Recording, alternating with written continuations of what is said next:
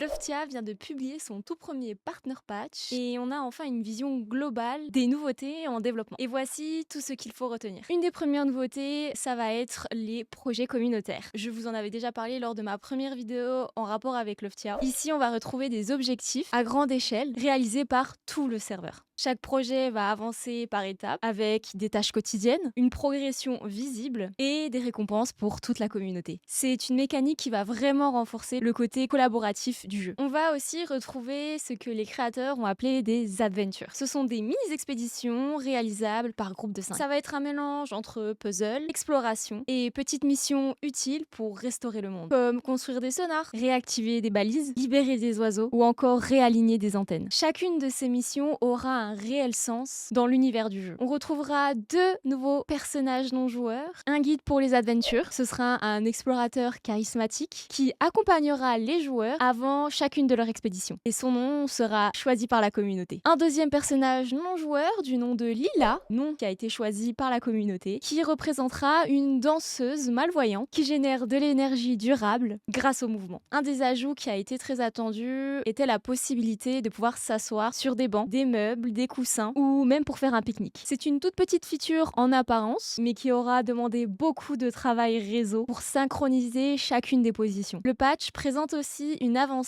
sur le quartier de récupération, qui n'est autre qu'une zone urbaine dédiée à la récupération et à l'expérimentation. On y découvrira aussi une jungle bétonnée qui va quant à elle représenter un quartier post-apocalyptique envahi par la végétation après ce que l'on nomme l'Upfleet. Une des nouveautés majeures, c'est le musée. Un espace totalement communautaire où des joueurs pourront y déposer des artefacts trouvés lors d'exploration. Évidemment, le lieu évoluera au fil des contributions dans une ambiance rétro inspirée des années 80-2000. Ces artefacts que l'on pourra déposer dans le musée proviennent d'un futur système d'exploration souterraine appelé Urbex. Ces artefacts s'inspirent de jouets et gadgets rétro, comme des Tamagotchi, des lecteurs cassettes, des lampes à lave, des téléphones jouets. Ces artefacts pourront être exposés dans le musée communautaire ou alors chez soi. Le farming a aussi été largement amélioré. Les cultures seront visibles directement dans le monde. On aura une meilleure précision grâce aux marqueurs de tuiles. Les animations seront plus rapides et aussi une UI contextuelle apparaîtra uniquement lorsque nous serons en train de farm. Le patch ajoute aussi de nouvelles coiffures longues, texturées, suite au retour des joueurs. Enfin, l'équipe confirme l'approche de la bêta. Les tests serveurs, la stabilité et les performances sont en cours et on nous laissera 2 à 3 semaines de préavis avant le lancement. En tout cas, j'espère que vous êtes autant hype que moi parce que j'attends ce jeu maintenant depuis 3 ans.